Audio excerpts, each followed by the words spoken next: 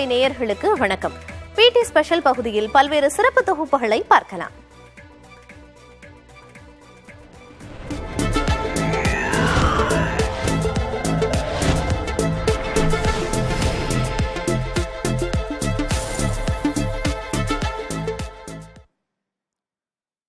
மறைந்த நடிகர் விஜயகாந்த் திரைத்துறையில் நுழைய காரணமாக இருந்த புகைப்படங்கள் எடுக்கப்பட்ட ஸ்டுடியோ குறித்து பிடி ஸ்பெஷல் பகுதியில் தற்போது பார்க்கலாம். நிஜ வாழ்க்கையிலும் வாரி வழங்கிய வள்ளல் கர்ணன் என பெயரெடுத்த நடிகர் விஜயகாந்த் திரைத்துறைக்குள் நுழைய ஆரம்ப காலத்தில் எடுத்த முயற்சிகள் ஒவ்வொன்றும் மண்ணில் புதைந்த வைரக்கற்கள் தான். போட்டோ எடுக்கணும்னு மாஸ்டர் காசியார் உங்கள்கிட்ட அனுப்பிவிட்டாரு.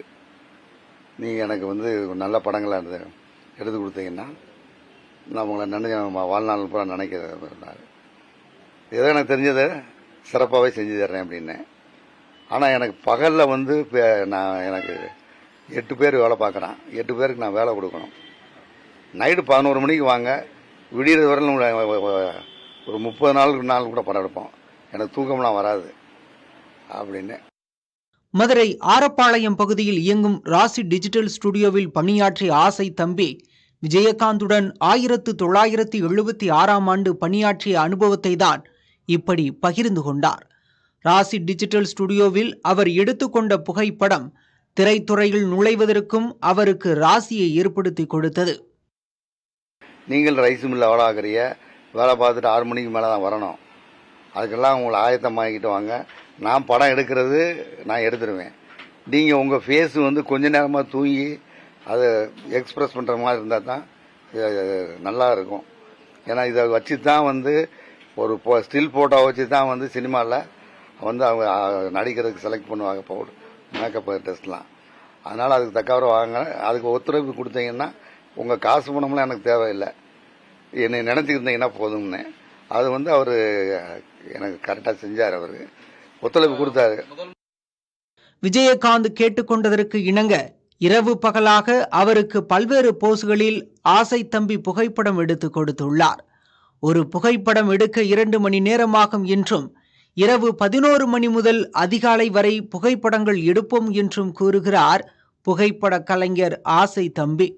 அதான் அவர் பேட்டி வெளியே முன்னாடி பொம்மை புத்தகத்தில் கொடுத்தாரு. பொம்மை புத்தகங்கள் தேடி எடுக்கணும்.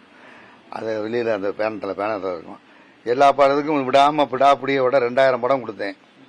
ஒவ்வொரு தயாரிப்பாளர்கிட்டையும் கொண்டு திரும்ப கொடுத்தால்ட்டே திரும்ப கொடுத்தாங்க.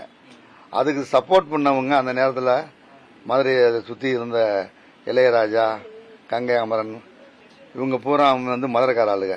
சரி, மதுரைக்காரனுக்கு ஒரு ஆளுக்கு சப்போர்ட் பண்ணணும். நான் காசு வாங்கி எல்லாம் படம் எடுக்கலை. அவர் சக்சஸ் ஆகணும், அதுக்கப்புறம் நம்மளை நினைச்சா போதும். விஜயகாந்தின் மறைவு திரை உலகத்தினரை மட்டுமல்ல, பொதுமக்களையும் ஆழ்ந்த துயரத்தில் ஆழ்த்தியுள்ளது. காசி தமிழ் சங்கமம் கோலாகலமாக நடைபெற்று வரும் நிலையில் காசிக்கும் தமிழகத்துக்கும் இடையேயான நீண்ட நெடிய பாரம்பரியம் குறித்து விளக்குகிறது இந்த செய்தி தொகுப்பு.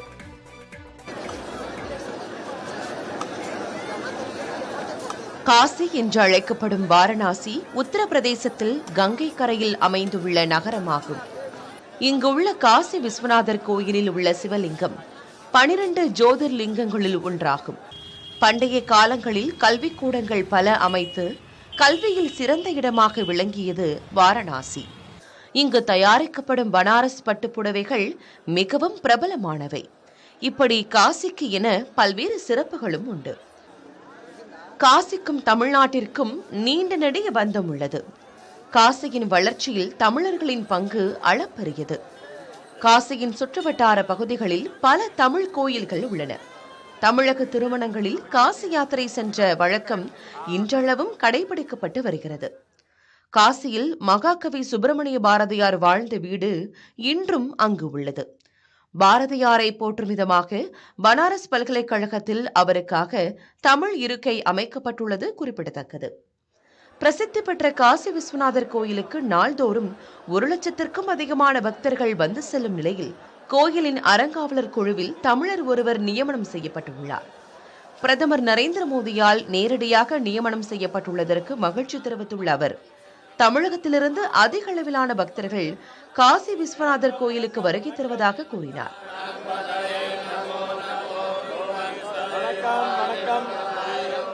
நிச்சயமா நம்மளுக்கு எல்லாருக்குமே ரொம்ப கௌரவமான விஷயம். முதல் தடவை நம்ம காசி விஸ்வநாதர் கோவில்ல ஒரு தமிழ்காரல டைரக்டா பிரதான் மந்திரி ஒரு ட்ரஸ்டி அப்பாயிண்ட் பண்றதுக்கு ரொம்ப கௌரவம், ரொம்ப சந்தோஷமான விஷயம். என்னன்னா நம்ம காசிக்கும் தமிழ்நாடுக்கும் பார்த்தீங்கன்னா ரொம்ப உத்தரத்தரும் ரொம்ப ஸ்ரத்த. நம்ம தமிழ்நாடுல இருந்து பார்த்தீங்கன்னா 70% ஆஃப் டூரிசம் ஃப்ரம் தமிழ்நாடு. காசியில அத்தனை பேரை வரா, இங்க வந்து கார்த்தால பார்த்தீங்கன்னா போட்ல போறா, போட்டுக்காரா சந்தோஷமா இருக்கா, டீக்காரா முன்னாடி 10 பேர் இருந்தா இப்போ 1000 பேர் டீ வித்துட்டு இருக்கா கங்கை கரையில. ரொம்ப சந்தோஷமா அவள்லாம் இருக்கா. அதே மாதிரி அவ கட்டத்துல வீடு இருக்கே அதை ஹோட்டலா மாத்திட்டா, அதுல வந்து எல்லாரும் ஸ்டே பண்றா, அவள்லாம் ஹாப்பியா இருக்கா. தமிழகத்திலிருந்து அதிக சுற்றுலா பயணிகள் வருவதாக தெரிவித்துள்ள அவர் வாரணாசியில் தமிழர்கள் அதிக அளவில் வசித்து வருவதாகவும் கூறினார். காசியில ஒரு தமிழ்காரா 100 ஃபேமிலிஸ் இருக்கா. அதே மாதிரி நம்ம பனாரஸ் இந்து யூனிவர்சிட்டின்னு காலேஜ் இருக்கு, அதுல 20% ப்ரொஃபசர் தமிழ்காரா, 20% ஸ்டூடெண்ட்ஸ், 30% ஸ்டூடெண்ட்ஸ் ஃப்ரம் தமிழ்நாடு. ஆமா, அந்த மாதிரி காசியில தமிழ்காரா வந்து ஒரு ஏரியாவே ஹனுமான் கட்டன்னு இருக்கு, அங்க தமிழ்காரா 100 ஃபேமிலி இருக்கா, தெலுங்குக்காரா 100 ஃபேமிலி இருக்கா. அது மினி சவுத் இந்தியான்னு நீங்க பார்த்தேன்னா சொல்லலாம், ஹனுமான் காட்னு பேரு. காசி விஸ்வநாதர் கோயிலில் உள்கட்டமைப்பு வசதிகள் மேம்படுத்தப்பட்ட பிறகு சாதாரண நாட்களிலேயே 1 லட்சத்திற்கும் அதிகமான பக்தர்களும் வார இறுதி நாட்களில் 3 லட்சம் பக்தர்கள் வரை வருகை புரிவதாகவும் தெரிவிக்கப்பட்டுள்ளது. வாரணாசி பகுதியில் 24 மணி நேரமும் மின்சாரம், குடிநீர் போன்ற வசதிகள் கிடைக்க வழிவகை செய்யப்பட்டுள்ளது. வாரணாசி நாடாளுமன்ற தொகுதி உறுப்பினராக பிரதமர் நரேந்திர மோடி தேர்வு செய்யப்பட்ட பிறகு விஸ்வநாதர் கோயில் மட்டுமல்லாமல் வாரணாசி முழுவதும் நல்ல வளர்ச்சி அடைந்துள்ளது என்றே அந்த பகுதி மக்கள் கருதுகின்றனர். புதிய தலைமுறைக்காக ஒளிப்பதிவாளர் கிருஷ்ணமூர்த்தியுடன் செய்தியாளர் விக்னேஷ் முத்து. ராமநாதபுரம், சிவகங்கை மாவட்டங்களை பிரிக்கும் கால்வாய்க்கு குறுக்கே பாலம் இல்லாததால் கயிறு கட்டி அபாயகரமான முறையில் கால்வாயை பொதுமக்கள் கடந்து செல்ல வேண்டிய சூழல் ஏற்பட்டுள்ளது.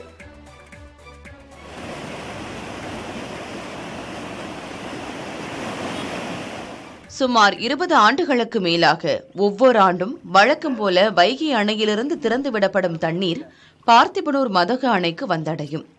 இந்நிலையில் கடந்த மாதம் 25ஆம் தேதி வினாடிக்கு 4000 கன அடி நீர் ராமநாதபுரம் பெரிய கண்மாய் மற்றும் ஆர்எஸ் மங்கலம் கண்மாய்க்கு பாசனத்திற்காக திறந்துவிடப்பட்டது. இதனால் 100க்கும் மேற்பட்ட கண்மாய்கள் நிரம்பி விவசாய நிலங்கள் பயன்பெற்றன. ராமநாதபுரம் மாவட்டம் பரமக்குடி அருகே நயினார்கோவில் ஒன்றியத்திற்குட்பட்ட புதுவலசை கிராமத்தில் ஊருக்கு நடுவே கால்வாய் செல்கிறது. ஒருபுறம் சிவகங்கை மாவட்டம் அண்டக்குடி ஒன்றியத்திற்குட்பட்ட கிராமத்தில் சுமார் 75 குடியிருப்புகளும், ஆற்றின் மறுபுறம் ராமநாதபுரம் மாவட்டம் நயினார்கோவில் ஒன்றியத்திற்குட்பட்ட புதூர் வலசை கிராமத்தில் உள்ள 200க்கும் மேற்பட்ட குடியிருப்புகளும் உள்ளன. இந்நிலையில் கால்வாயில் தண்ணீர் ஓடுவதால் இரு கிராமங்களுக்கும் இடையிலான போக்குவரத்தில் பாதிப்பு ஏற்பட்டுள்ளது. அண்டக்குடி கிராமத்தில் வசிப்பவர்கள் அத்தியாவசிய உணவுப் பொருட்கள் வாங்கவும், பேருந்து நிறுத்தம், மருத்துவமனை, பள்ளிகள், கல்லூரிகளுக்கு செல்லவும் கயிறு கட்டி ஆபத்தான முறையில் கால்வாயை கடந்து செல்ல வேண்டிய சூழல் உள்ளதாகவும் கிராம மக்கள் கவலை தெரிவிக்கின்றனர். இங்கே வந்து 100 குடி இருக்குது. வேறு போகிறது வரதுக்கு வழி இல்லை. 2 கால்வாயில் தண்ணி வந்துச்சுன்னா ரொம்ப கஷ்டப்படுறேன். புள்ள ஊட்டியெல்லாம் போக முடியலை, பள்ளிக்கூடத்துக்கு போக முடியலை. இந்த பக்கம் வாணியவளத்து பிரசிடண்ட், இந்த பக்கம் அண்டக்குடி பிரசிடண்ட் எந்த விதமான உதவியும் செய்கிறாங்கல்ல. நாங்கள் ரொம்ப கஷ்டப்படுறோம். அதனால எங்களுக்கு நீங்கள் கண்டிப்பாக விரைவாக பாலம் கட்டி கொடுக்கணும். பாலம் அமைத்து தர பலமுறை வலியுறுத்தியும் இதுவரை எந்த நடவடிக்கையும் எடுக்கப்படவில்லை என கிராம மக்கள் புகார் தெரிவித்துள்ளனர். பிரசிடண்ட் இதெல்லாம் வந்து தான் பார்த்துட்டு அதை செய்வோம் இதை செய்வோம்னு சொல்கிறாங்க. அதோட நம்பிக்கை விட்டு இழந்துட்டாங்க. ஏதோ பார்த்து இந்த செய்கிறோம்னு சொல்கிறாங்க, அதோட கைவிட்டாங்க. ஏதோ இந்த பீரியடாவது எப்படியாவது ஒரு உதவி பண்ணி அதை செஞ்சு கொடுக்க அதை கேட்டுக்கொள்ளுங்க. அதான் இழுத்துக்கிட்டு தான் போகிறோம், கயிறு கட்டி இழுத்துக்கிட்டு தான் போகிறோம். அரசு நிர்வாகம் வந்து இதை பார்வையிட்டு எங்களுக்கு வந்து ஒரு மேம்பாலம் கட்டி கொடுத்தாங்கன்னா எல்லாருக்குமே நல்ல ஒரு பயன்படுறதா திட்டமாக இருக்குங்க. இது ராமநாதபுரம் மாவட்ட கலெக்டர் வந்து பார்வைக்கு போகணும், சிவகங்கை கலெக்டர் பார்வைக்கு போகணும். இதுகுறித்து ராமநாதபுரம் மற்றும் சிவகங்கை மாவட்ட நிர்வாகத்தினரிடம் கேட்டபோது 2 மாவட்ட அதிகாரிகளும் கலந்து ஆலோசித்து அரசின் கவனத்திற்கு எடுத்துச் சென்றால் மட்டுமே இந்த பிரச்சினைக்கு தீர்வு காண முடியும் என தெரிவித்துள்ளனர். புதிய தலைமுறைக்காக செய்தியாளர் ஆனந்தன். சோழர்களின் தலைநகரமான கங்கை கொண்ட சோழபுரத்தில் அகழாய்வு பணிகளை மேற்கொண்டு மண்ணில் புதைந்த வரலாற்று பக்கங்களை வெளிக்கொண்டு வர வேண்டும் என்ற கோரிக்கையை தொல்லியல் ஆய்வாளர்கள் முன்வைத்துள்ளனர்.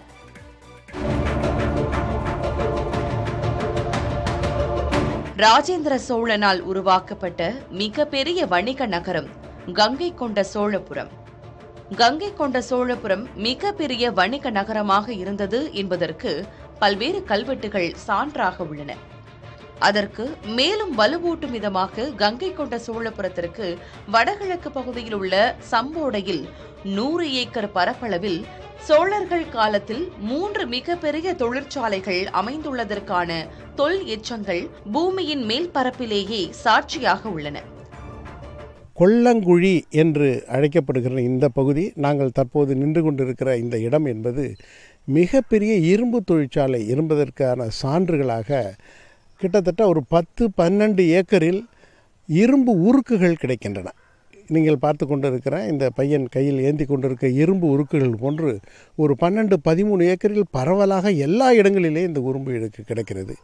இந்த இரும்பு உருக்கு பகுதிகளுக்கு பிறகு கிழக்கு பகுதியில் மிகப்பெரிய மண்பாண்ட தொழிற்சாலை இருந்ததற்காக அதை கொல்லர் குடியிருப்பு, இது கொல்லங்குழி என்பது போல வேளார்குடி என்று சொல்வார்கள். மட்பாண்டம் தொழில் செய்தவர்கள் வாழ்ந்த இடமாக சொல்லப்படுகிறது. கோவிலுக்கு தென்மேற்கு பகுதியில் அரசர்கள் வாழ்ந்த இடமான மாளிகை மேட்டு பகுதியில் தமிழக தொல்லியல் துறை அகழாய்வு பணியை மேற்கொண்டு ராஜேந்திர சோழன் வாழ்ந்த இடத்தை மக்களுக்கு வெளிச்சம் போட்டு காட்டி வருகின்றனர். இதைத் தொடர்ந்து கங்கை கொண்ட சோழபுரம் வணிக நகரமாக இருந்ததற்கான சான்றுகள் காணப்படுகின்ற இடங்களை ஆய்வு செய்து மக்களுக்கு அதன் மாண்பை வெளிக்கொண்டு வர வேண்டும் என்ற கோரிக்கையை ஆய்வாளர்கள் முன்வைக்கின்றனர். இந்த பகுதியில் அகழ்வாராய்ச்சி செய்கின்ற பொழுது அந்த காலத்தில் செய்யப்பட்ட இரும்பு பொருட்கள், சோழர் காலத்து வாட்கள் கூட கிடைப்பதற்கான வாய்ப்புகள் இருக்கலாம். அது அகழ்வாராய்ச்சியின் பொழுது தான் தெரிய வரக்கூடும். அதுபோல் மண்பாண்ட தொழிற்சாலை மிகப்பெரிய அளவில் நடைபெற்றிருக்கின்ற பொழுது எப்படிப்பட்ட பொருட்கள் அந்த காலத்தில் பயன்படுத்தப்பட்டிருக்கின்றன என்பது தெரிய வரும். அதுபோல் சாயத்தொட்டி ஆராய்கின்ற பொழுது அந்த வண்ணங்களே எப்படியெல்லாம் செய்திருக்கிறார்கள் என்பதுடன் நம்மளுக்கு தெரிய வரக்கூடும். இந்த அகழாய்வில் சோழர்களின் வாழ்வியல் எந்த அளவிற்கு இருந்தது என்பது குறித்து பல்வேறு ஆதாரங்கள் கிடைக்கும் என நம்பப்படுகிறது. புதிய தலைமுறைக்காக செய்தியாளர் செந்தில்குமார். பீகார் அரசு புலம்பெயர் தொழிலாளர்களை தங்கள் மாநிலத்தில் தக்க வைக்கவும் தொழில்துறையினரை ஈர்க்கும் வகையிலும் தொழில் துவங்க எண்ணற்ற சலுகைகளை அறிவித்திருக்கிறது. இது தமிழக தொழில்துறையினருக்கும் மறைமுக நெருக்கடியாக மாறியிருக்கிறது. தொழிலாளர்களை ஏன் தங்கள் மாநிலத்தில் தக்க வைக்க முடியவில்லை என்ற விமர்சனங்கள் எழுந்த நிலையில் பீகார் அரசு அண்மையில் ஜவுளி மற்றும் தோல் தொழில்துறையில் பல்வேறு சலுகைகளை அறிவித்துள்ளது. தமிழகத்தில் சிறு குறு மற்றும் தொழில் நிறுவனங்கள் மின்கட்டண உயர்வுக்கு எதிராக குரல் கொடுத்து வரும் நிலையில் பீகார் அரசோ அங்கு தொழில் தொடங்க பல சலுகைகளையும் அறிவித்திருக்கிறது. இந்தியாவினுடைய ஜவுளி ஏற்றுமதியில் 50% பங்களிப்பு செலுத்திட்டு இருக்கிறது திருப்பூர். அப்போ இந்த மாதிரியான ஒரு வேலைவாய்ப்பு உருவாக்கி அது அந்நிய செலாவணி ஈட்டி கொடுக்கறதுல மிகப்பெரிய பங்கு வைத்துட்டு இருக்கிற பொழுது பீகாரில் மாநிலங்களில் அல்லது இன்னொரு பிற மாநிலங்களில் சலுகைகளை அறிவித்து தொழில் அங்கே மாறிப்போனால் அது திருப்பூரை பாதிக்கும். திருப்பூர் பின்னலாடை மற்றும் அதனை சார்ந்த பிற தொழில்களில் வட மாநிலங்களைச் சேர்ந்த 3 லட்சத்துக்கும் அதிகமானோர் திருப்பூரில் தங்கி பணியாற்றி வருகின்றனர். இதில் பெரும்பான்மையாக பீகார் மாநிலத்தைச் சேர்ந்த தொழிலாளர்களே அதிகம் பின்னலாடை தொழிலில் ஈடுபட்டுள்ளனர்.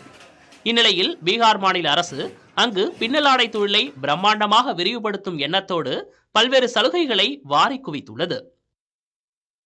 தொடர்ந்து இந்த தொழில் செய்ய முடியாத அளவு நசுக்கப்படுகிறது. அதாவது மின்கட்டண உயர்வுங்க, பீக் ஹவர்ஸு, இப்போ நிலைக்கட்டணம், இப்படி மாதிரி பல்வேறு பிரச்சனைகள் இந்த தமிழக அரசு தெரிஞ்சு செய்கிறாங்களா தெரியாமல் செய்கிறாங்களா தெரியல.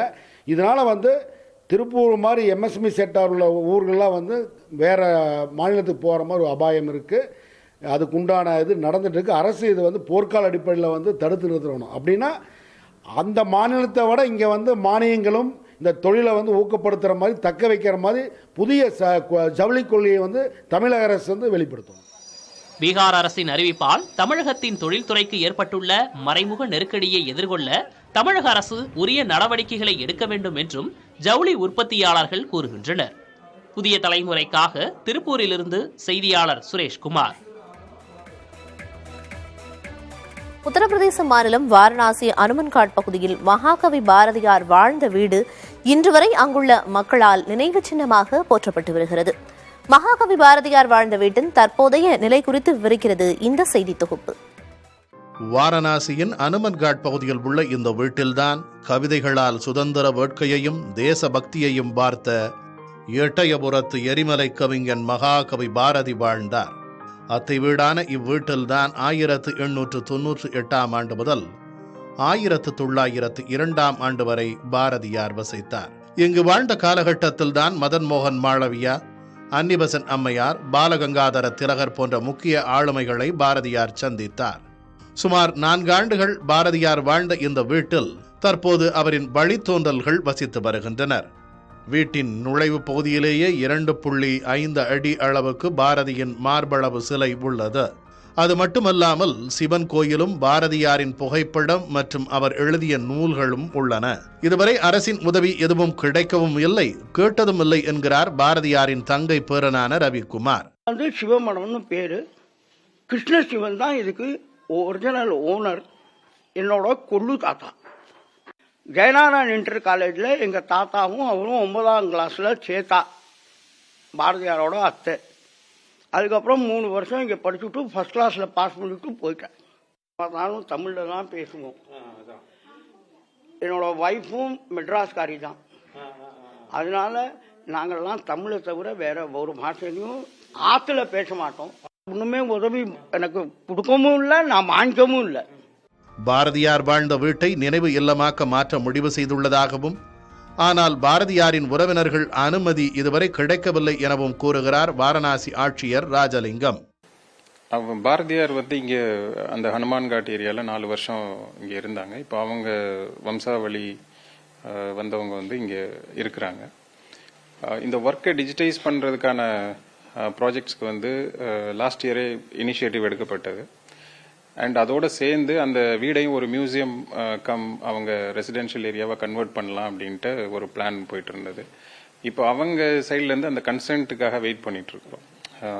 அவங்களுக்கு சில ரிசர்வேஷன்ஸ் இருக்கு, ஏன்னா அது அவங்க வீடும் கூட.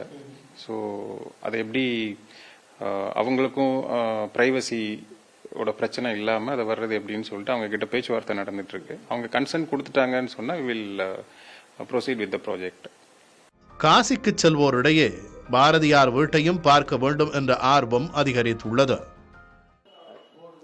உத்தரப்பிரதேசம் அனுமன்காட்டில் இருக்கக்கூடிய இந்த பாரதியார் வாழ்ந்த வீடு சிவமடமாக அறியக்கூடிய நிலையில் ஏற்கனவே உத்தரப்பிரதேச அந்த வாரணாசி ஆட்சியர் ராஜலிங்கம் அவர்கள் தெரிவித்தது போன்று அந்த பாரதியார் வாழ்ந்த அந்த இடத்துல அந்த நூல்களை உடனடியாக டிஜிட்டல் மயமாக்கினால் தமிழகத்திலிருந்து இந்த காசிக்கு வரக்கூடிய நபர்கள் பாரதியாரின் முழுமையான விவரங்களை பெற்று அவர்களுக்கு தேவையான அந்த கவிதை அறிவுகளை முழுமையாக பெற முடியும். புதிய தலைமுறைக்காக ஒளிப்பதிவாளர் கிருஷ்ணமூர்த்தியுடன் காசியிலிருந்து செய்தியாளர் விக்னேஷ் முத்து. வங்கிகளில் உரிமை கோராத தொகை 42,000 கோடி ரூபாய் இருப்பதாக நாடாளுமன்றத்தில் மத்திய அரசு தெரிவித்துள்ளது. உரிமை கோரப்படாத தொகை என்றால் என்ன? அதை எப்படி வங்கிகளிடமிருந்து பெறுவது? உரிமை கோரப்படாத தொகையை பெற என்னென்ன ஆவணங்களை சமர்ப்பணம் செய்ய வேண்டும் உள்ளிட்ட தகவல்களை இந்த தொகுப்பில் பார்க்கலாம். நடப்பாண்டின் மார்ச் மாதம் வரை அனைத்து வங்கிகளிலும் உரிமை கோரப்படாத பணம் 42,270 கோடி ரூபாய் இருப்பதாக மத்திய அரசு நாடாளுமன்றத்தில் தெரிவித்துள்ளது. இதில் 36,185 கோடி ரூபாய் பொதுத்துறை வங்கிகளிலும் 6,087 கோடி ரூபாய் தனியார் வங்கிகளிலும் உரிமை கோரப்படாமல் உள்ளதாக தெரிவிக்கப்பட்டுள்ளது. இது கடந்த ஆண்டில் வங்கிகளில் இருந்த உரிமை கோரப்படாத தொகையான 32,934 கோடி ரூபாயை விட 28 விழுக்காடு அதிகம். நம் வீட்டில் உள்ள பெரியவர்கள் அல்லது நாமே பணிமாற்றம் அல்லது வேறு காரணங்களுக்காக குறிப்பிட்ட வங்கிக் கணக்கில் பரிவர்த்தனை செய்யாமல் விட்டுவிடுவோம். அந்த கணக்கில் குறைந்தபட்ச தொகை அல்லது கூடுதல் தொகை கூட இருக்கக்கூடும். காலப்போக்கில் எவ்வளவு தொகை அந்த கணக்கில் வைத்திருந்தோம் என மறந்து கூட போகலாம். 2 ஆண்டுகளாக வங்கிக் கணக்கில் பரிவர்த்தனை செய்யாமல் இருந்தால் அது செயலற்ற கணக்காக வங்கிகளால் மாற்றப்படும். வாடிக்கையாளர்களின் கணக்குகளில் மோசடி நடைபெறுவதை தடுக்க இந்த வழிமுறைகள் பின்பற்றப்படுவதாக வங்கிகள் கூறுகின்றன. இப்படி செயலற்ற கணக்குகளில் 10 ஆண்டுகளுக்கும் மேல் உரிமை கோரப்படாமல் இருக்கும் பணத்தை வங்கிகள் ரிசர்வ் வங்கியின் டெபாசிட்டர் எஜுகேஷன் அண்ட் அவேர்னஸ் ஃபண்டுக்கு அனுப்பிவிடுகின்றன. உரிமை கோரப்படாத பணத்தையும் நாம் திரும்ப பெற பல வழிகளை ரிசர்வ் வங்கி அறிவித்து வருகிறது. இதற்காக யுட்காம் என்ற இணையதளத்தையும் உருவாக்கியுள்ளதாக ரிசர்வ் வங்கி தெரிவித்துள்ளது. இதில் வாடிக்கையாளர் தனது கணக்கில் உள்ள உரிமை கோரப்படாத பணம் எவ்வளவு என்பதை தெரிந்து கொள்ள முதலில் உட்காம் இணையதளத்தில் பெயர், தொலைபேசி எண்ணை பதிவு செய்து லாகின் செய்ய வேண்டும். தொடர்ந்து வங்கியில் கணக்கு வைத்திருப்பவரின் பெயரை பதிவு செய்து எந்த வங்கி என்பதை தேர்வு செய்ய வேண்டும். பின்னர் ஆதார் எண், பான் எண், பிறந்த தேதி, ஆண்டை பதிவு செய்தால் உரிமை கோரப்படாத பணம் எவ்வளவு இருக்கிறது என்பதை தெரிந்து கொள்ள முடியும். இந்த இணையதளத்தில் தற்போது பாரத ஸ்டேட் வங்கி, பஞ்சாப் நேஷனல் வங்கி, பேங்க் ஆஃப் இந்தியா உள்ளிட்ட 7 வங்கிகளின் விவரங்கள் மட்டுமே கொடுக்கப்பட்டுள்ளன. தொடர்ந்து அந்த கணக்கில் இருந்து தொகையை எடுக்கவோ அல்லது கணக்கை செயல்படுத்தவோ முடியும். வாடிக்கையாளர் உயிரோடு இல்லாத பட்சத்தில் அவரின் வாரிசுதாரர் என்பதற்கான ஆவணங்களை வங்கிகளில் சமர்ப்பித்து கணக்கில் உள்ள தொகையை பெற முடியும். மீதமுள்ள வங்கிகளில் செயலற்ற கணக்குகள் இருப்பின் வாடிக்கையாளர் நேரடியாக வங்கிக்கு சென்று நோ யுவர் கிளைண்ட் படிவத்தை பூர்த்தி செய்து கொடுத்து கணக்கை புதுப்பித்துக் கொள்ளலாம். புதிய தலைமுறைக்காக கௌசல்யா. பிடி ஸ்பெஷல் பகுதியில் பல்வேறு சிறப்பு தொகுப்புகளை பார்த்தோம். மேலும் பல அண்மை செய்திகளுக்கு தொடர்ந்து இணைந்திருங்கள் புதிய தலைமுறையோடு.